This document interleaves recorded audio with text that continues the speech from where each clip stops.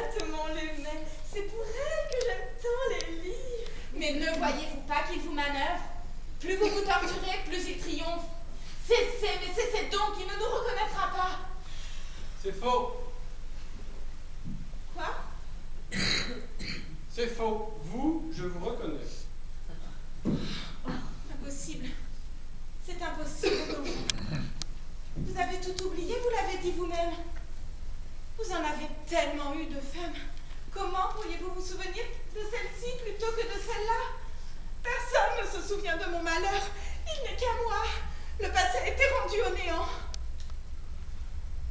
C'était une source d'eau claire, à l'ombre fraîche des bosquets.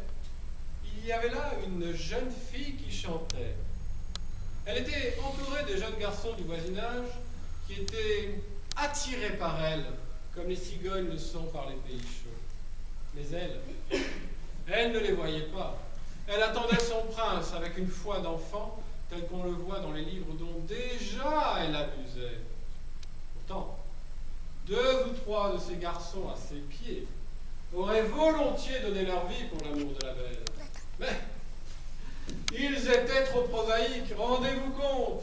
Un nez avec des narines, des mains avec des doigts, des jambes avec des pieds.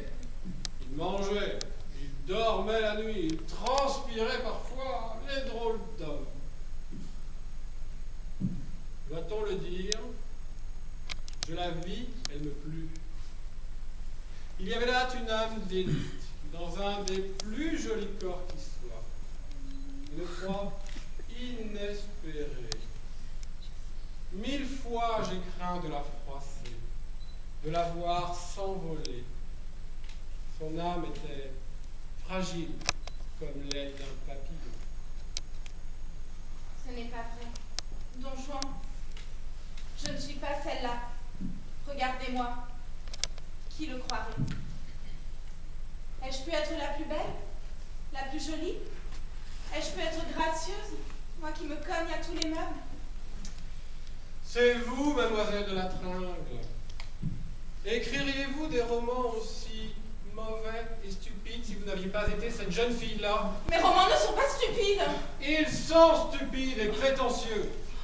Je n'en ai personnellement jamais lu, mais quand je vois les personnes qui les aiment, je sais qu'ils sont mauvais. Je vous hais.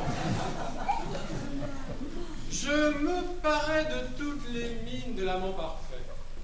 J'acceptais les rubans, les fleurs, les foulards, à la place des baisers